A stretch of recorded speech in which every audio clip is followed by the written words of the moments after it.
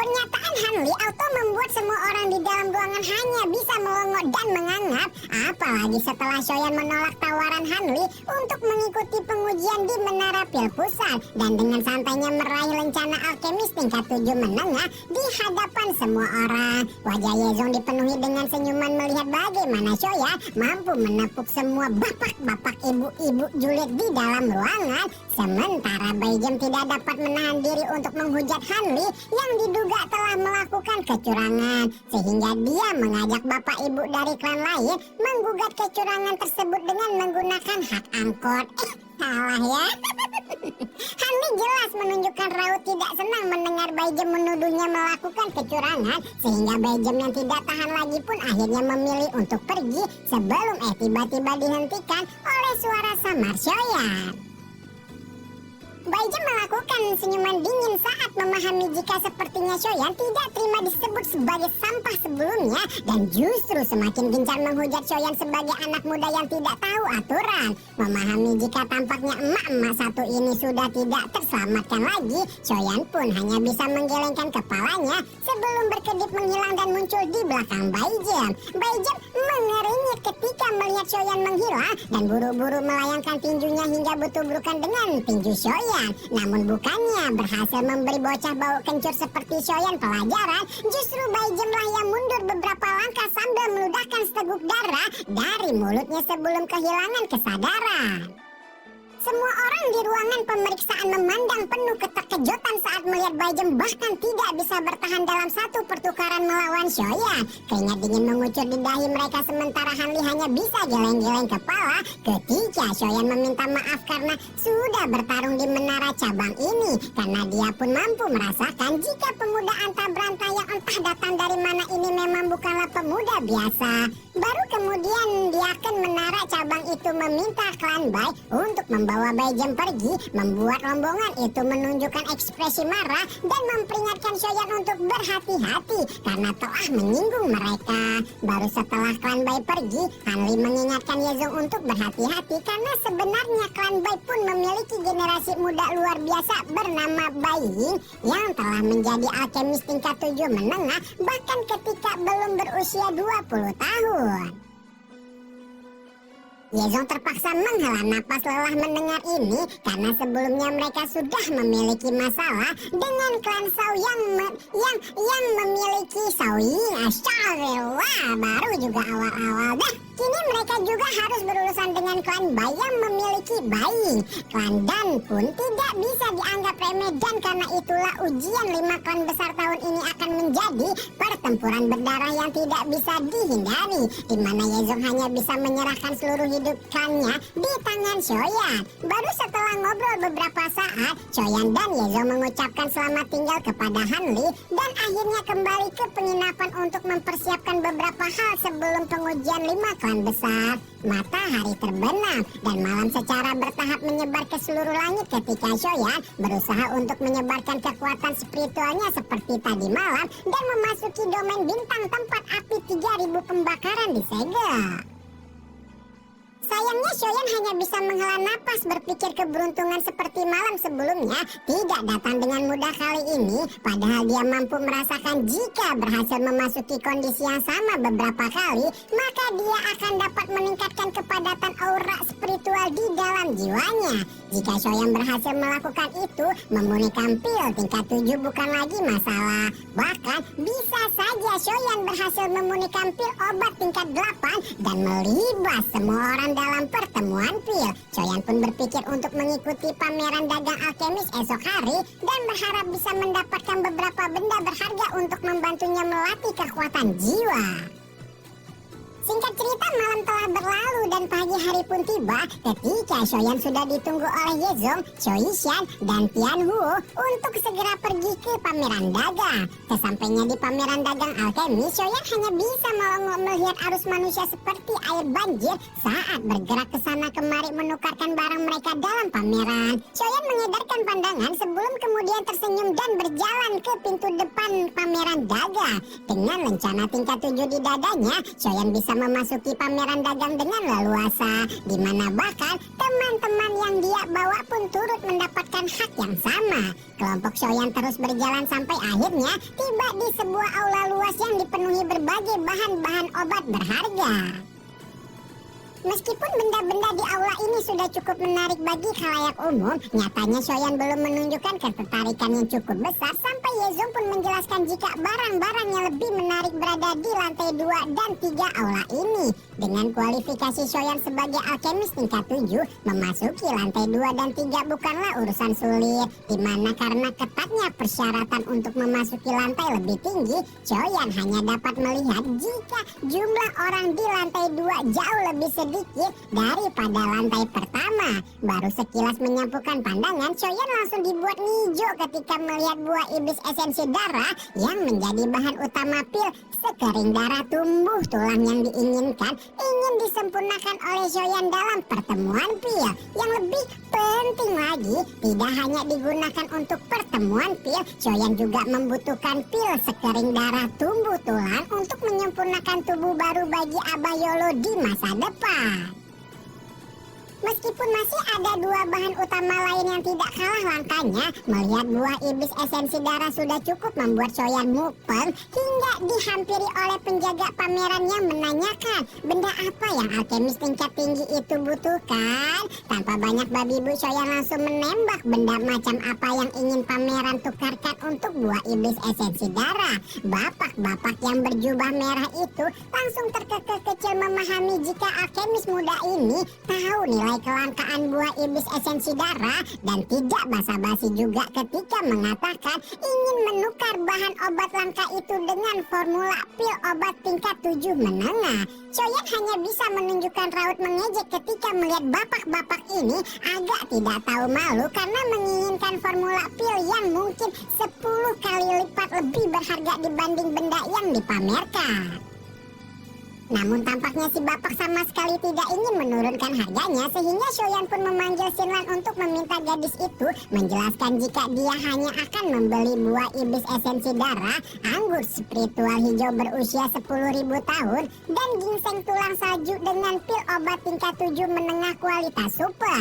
Baru setelah itu Shoyan berkata dengan samar kepada si bapak yang tentu saja mendengar instruksi Shoyan sebelum akhirnya menghilang dari balik tangga menuju lantai 3. Begitu memasuki tangga, Shoyan langsung disambit dengan dua pria tua berjubah kuning yang auto melongo-longo melihat kelompok sebegitu kuat tiba-tiba datang mendekat. Bagaimana tidak, ada dua alkemis tingkat 7 beda generasi dan dua dozun yang entah datang dari mana tiba-tiba muncul, membuat dua lelaki tua itu auto menyebarkan senyuman ramah.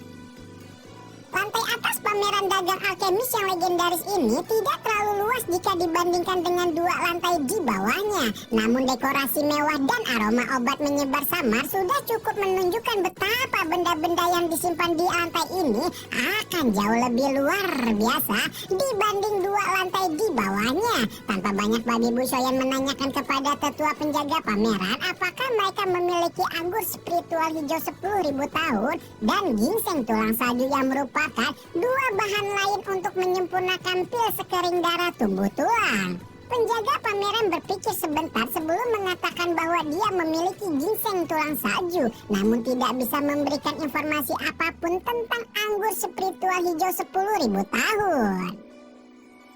Mata Shoyan berbinar tidak menyangka akan pameran menuju stand di pojok aula yang dimiliki oleh seorang lelaki tua yang serampangan dengan wajah malas bernama Yan Lao. Penjaga pameran menjelaskan jika Yan Lao inilah yang memiliki ginseng tulang salju, namun Shoyan harus bersiap karena embah-embah satu itu menjual barang-barangnya dengan harga mahal. Dan benar saja peringatan yang diberikan oleh penjaga pameran sepersekian detik kemudian, Yan Lao meminta Shoyan tidak basa-basi dan mengatakan jika harga untuk ginseng tulang salju itu adalah pil obat tingkat 7 puncak. Shoyan tidak dapat menahan tawa julidnya ketika mendengar Yan Lao memasang harga yang begitu tinggi pada pil obat yang bisa disempurnakan oleh ginseng tulang salju sendiri juga hanyalah pil obat tingkat 7 puncak yang masih harus dikombinasikan dengan bahan lainnya. Yan Lao juga tertawa kencang mendengar kemampuan Soyan dalam berkata-kata dan akhirnya setuju untuk mengubah harga ginseng menjadi pil obat tingkat 7 menengah. Soyan hanya bisa geleng-geleng kepala melihat keserakahan Yanlao sebelum mengedarkan pandangannya ke sudut plafon giok dan menemukan plat tembaga berwarna kuning samar di sana. Tepat ketika itulah Soyan mendengar suara Tianwu ditransmisikan meminta Soyan untuk mendapatkan plat itu karena gambar yang ada di atasnya adalah sesuatu yang hanya muncul di zaman kuno. Hati Soyan merasakan ketidakpercayaannya saat dia mendekati plat tembaga dan mengangkatnya sebelum membolak-balikannya seolah menunjukkan ketertarikan. Ketika itulah Yanlo meminta Soyan untuk tidak membuang banyak waktu karena harga plat tembaga itu lebih mahal dari ginseng tulang salju. Yang aneh adalah Yanlo juga tidak tahu apa yang membuat plat tembaga itu berharga, tapi instingnya mengatakan jika plat tembaga yang dia jual adalah barang dari zaman kuno. Yanlo juga tidak tahu apa gunanya dan bagaimana cara mengkonfirmasi apakah benar plat itu berasal dari zaman kuno atau tidak. Karena itu juga dia tidak akan memaksa pelanggannya untuk percaya apapun yang dia katakan. Soyan merasakan sakit kepala mendengar keserampangan mbah-mbah satu ini, namun tetap menanyakan harga apa yang lelaki tua itu inginkan. Ketika Yanlo mengatakan jika dia ingin formula obat tingkat 7 puncak, Soyan auto tertawa getir dong sambil meminta Yanlo melupakan pertanyaannya karena dia hanya akan menukar ginseng tulang salju dengan pil jantung elemental. Perlu diketahui jika pil jantung elemental merupakan pil pembantu bagi alkemis yang bisa menstabilkan pikiran selama proses permunian. Banyak alkemis akan memikirkan cara untuk mendapatkan pil obat dengan efek semacam ini, dan karena itulah nilai sebenarnya jauh lebih besar dari ginseng tulang salju. Seperti yang diharapkan, kejutan melonjak di wajah Yanlo saat meraih botol giok di tangan Soyan dengan antusias sebelum merekahkan senyuman gembira saat benar-benar yakin jika pemuda ini memberinya pil jantung elemental. Baru setelah Soyan berniat untuk pergi, Yanlo memintanya untuk tetap tinggal sebentar dan menanyakan apakah pemuda itu masih menginginkan plat tembaga kuno atau tidak. Lebih dari itu, Yanlo tidak jadi ingin menukarnya dengan formula pil tingkat 7 puncak, melainkan formula pil jantung elemental yang baru saja Soyan berikan. Soyan menunjukkan keraguan-raguan saat mendengar permintaan Yanlo sebelum kemudian suara rendah Tianwu kembali terdengar meminta Soyan untuk menyetujuinya karena entah kenapa firasat Tianwu tentang kehebatan plat kuno itu begitu besar. Melihat Soyan masih diam, Yanlo yang tidak mau melewatkan formula pil jantung elemental pun memberikan ginseng tulang salju lain dan menambahkan itu sebagai benda barter tambahan untuk formula pil jantung elemental. Melihat itu Soyan mau tidak mau menunjukkan kegembiraan di wajahnya ketika tanpa pikir panjang mengeluarkan gulungan putih berisi formula pil jantung elemental sebelum memasukkan ginseng tulang salju dalam cincin penyimpanannya dan hampir meraih plat tembaga untuk dia bawa pergi. Namun belum sampai Soyan meraihnya, seorang pria muda yang dikawal oleh beberapa dozong dan seorang dozun muncul sebelum menanyakan apakah Soyan mau menyerahkan plat tembaga itu kepadanya karena dia juga menginginkan benda misterius tersebut. Soyan tidak tahu dari mana asalnya tuan muda Soiyes ini, namun dia dengan tegas menolak tawarannya sehingga membuat pria berkipas itu pun langsung membuka kipasnya yang dipenuhi bilah-bilah tajam. Awalnya mau flexing kekuatan dan kekayaan, tuan muda antah berantah itu dibuat kicap saat dihempaskan dengan satu ayunan kaki Soyan hingga membuat kedua tetua dozong langsung berdiri di depannya untuk memberikan perlindungan. Kedua dozong itu baru saja bergerak ketika Soishan dan Tianwu Zunze berdiri di hadapan Soyan dan si gadis racun langsung mengeluarkan gas abu-abu yang membuat dua dozong auto mundur dengan keringat dingin di sekujur tubuhnya. Si tuan muda yang bernama Shen Xian dan berasal dari sekte Suan berubah gelap ketika melihat kemunculan dua dozong di sisi Soyan sebelum menanyakan dari mana asalnya kelompok kuat di hadapannya ini. Soyan mengerutkan dahinya mendengar nama sekte Suan. Tulisannya XUAN PTN ya guys ya. Karena meskipun sekte itu bukanlah eksistensi sekuat lembah sungai es, namun di belakangnya ada sekte langit mendalam yang merupakan satu dari dua sekte besar di dataran tengah. Meskipun di belakang sekte Suan ada sekte langit, adalah sebuah ketidakmungkinan bagi Shoyan untuk merendahkan dirinya sendiri dan menyatakan dengan tegas sekali lagi jika dia tidak ingin menjual plat tembaga itu apapun yang terjadi. Kemuraman samar melintas di wajah gelap Sensian ketika Shoyan mengucapkan kata-kata sok keras semacam itu sebelum berbalik ke Yanlo dan mengatakan jika dia akan membayar harga 2 kali lipat selama pria tua itu mau menjual plat tembaga kepada dirinya. Namun ternyata Yanlo bukanlah orang licik dan segera melemparkan piringan tembaga kepada Shoyan. Berhubung dia telah menerima formula pil jantung elemental sebelumnya. Senyuman muncul di wajah Shoyan setelah menerima plat tembaga sebelum membungkuk dan berterima kasih kepada Yanlo.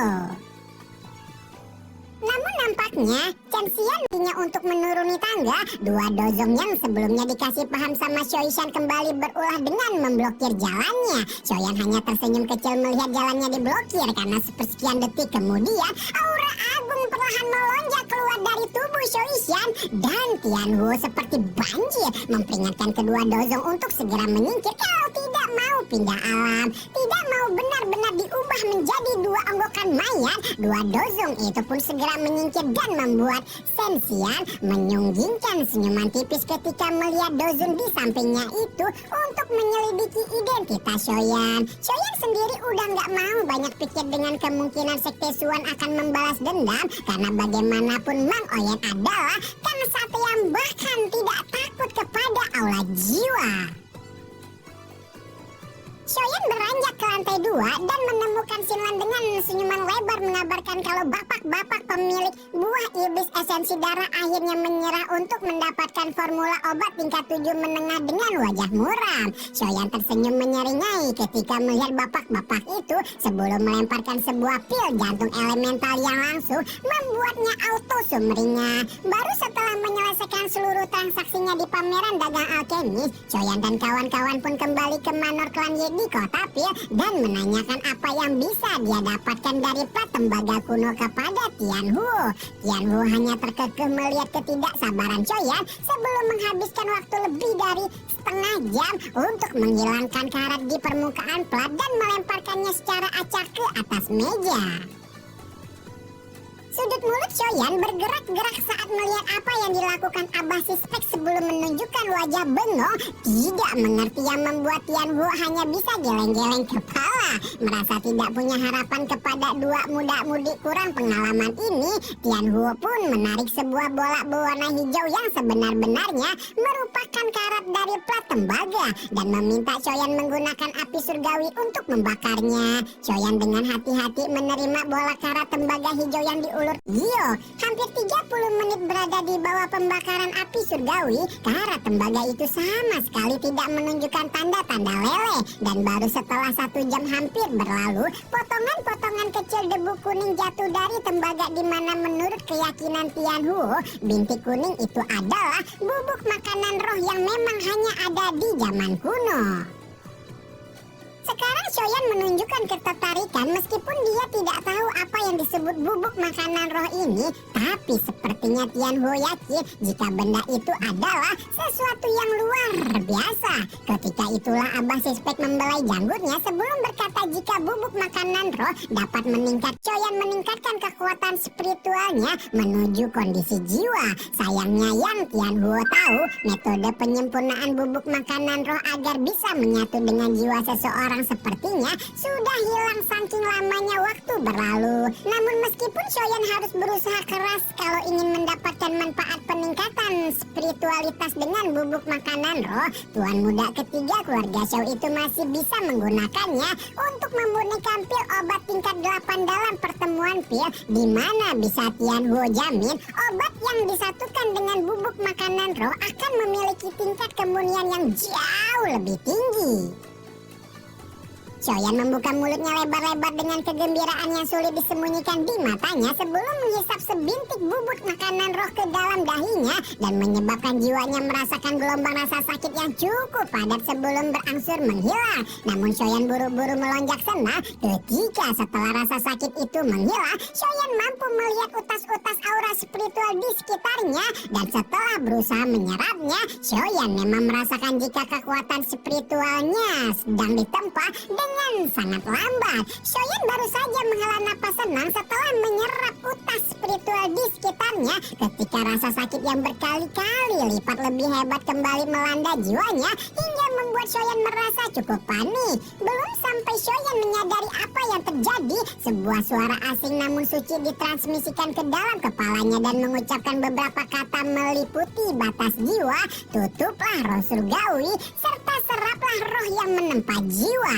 Shoyan meyakini suara itu adalah jejak yang ditinggalkan orang di zaman kuno, namun saking lamanya waktu berlalu, ada beberapa rumus kata yang menghilang dari pesan yang ditinggalkan. Meskipun Shoyan masih belum menemukan pesan lengkap yang ditinggalkan orang kuno, Shoyan yakin dengan kemampuannya melihat aura spiritual pasti akan turut meningkatkan peluangnya untuk menembus tingkat 8 alkemis, di mana jika Shoyan berhasil maju ke tingkat 8, bahkan elit super kuat Dozun akan memperlakukannya dengan sopan. Meskipun begitu, Shoyan masih harus berupaya keras untuk menemukan cara tidak hanya melihat namun juga menyerap aura spiritual di sekitarnya. Ini adalah tugas yang benar-benar menguji kemampuan Shoyan untuk mengendalikan pikiran dan segera tenggelam dan pelatihan panjang untuk menemukan metode tersebut. Shoyan tanpa sadar mengeluarkan tawa pahit saat berhasil menyerap gumpalan aura spiritual kecil setelah menghabiskan 1 jam penuh di mana rentan waktu ini sangatlah panjang baginya. Meskipun begitu, Shoyan tidak menyerah dan terus melanjutkan tugas berat untuk mengekstrak aura spiritual ini sepanjang malam sampai matahari terbit dan pagi hari pun tiba. Shoyan keluar dari ruangan disambit oleh rekan-rekannya, di mana harus diakui atau tidak, Shoyan justru menampilkan kondisi yang jauh lebih baik setelah semalaman berkutat dengan aura spiritual. Baru setelah bertukar sapa beberapa lama, Yezong pun mengajak Shoyan untuk kembali ke pusat kota Pil karena hari ini pengujian 5 klan besar akan dilaksanakan. Kelompok Shoyan mengikuti Yezong ke tempat pengujian yang sangat megah, di mana ketika kelompok Yezong memasuki tempat ini, mereka langsung dihujani dengan tatapan mengejek karena hampir semua orang di sana tahu jika kali ini adalah kesempatan terakhir bagi klan Yi untuk tetap berada di jajaran 5 klan besar wilayah Pil. Meskipun begitu, Yezong sama sekali tidak ambil pikir karena entah kenapa dia merasa bisa mempercayakan kemaslahatan klannya di tangan Shoyan dengan begitu yakin. Yezong menunjukkan kursi di depan yang seharusnya diisi oleh 5 klan besar, namun saat ini hanya diisi oleh 3 klan, yaitu klan Dan, klan Bai, dan klan Kui. Mata Shoyan mengedar ke kursi-kursi klan besar ketika melihat sosok cantik di antara kelompok dari klan Dan yang dia tabrak beberapa hari yang lalu. Di samping gadis cantik itu ada seorang pemuda tampan tapi enggak tahu Pak Boy apa enggak mengenakan pakaian biru dan memasang wajah lembut, di mana ketika melihat Yezong langsung menunjukkan raut tertekan ketika merasakan jika pemuda bernama Dan Suan ini adalah generasi muda paling jenius di klan dan jika dia berpartisipasi kali ini, Dan Suan hampir dapat dipastikan berada di peringkat 3 besar. Tidak hanya Dan Suan, seperti yang sudah Yezong perkirakan, klan Bai juga mengirim generasi muda paling jeniusnya, yaitu Bai Ying, di mana kedua penantang itu sama-sama berada di tingkat 7 menengah yang tentunya akan menjadi lawan berat bagi Shoyan. Sementara itu untuk klan Shao, Yezong masih belum tahu siapa yang dikirim karena klan Shao memiliki 3 generasi muda lemah. Di atasnya ada Shao Xiu dan yang paling jenius adalah sang penyihir Shao Ying. Mengirimkan Shao Xiaoying mungkin akan terlalu berlebihan bagi klan Shao, sehingga Yezong berpikir kemungkinan klan Shao akan mengirimkan Shao Xiu. Itulah teriakan yang nyaring dan jelas terdengar dari luar aula mengabarkan klan Shao telah tiba, di mana kemunculan klan Shao ini langsung menimbulkan huru-hara ketika sesosok perempuan cantik dan anggun masuk ke dalam aula, di mana sosok cantik dan anggun itu memang tidak lain dan tidak bukan adalah sang penyihir Xiaoyi.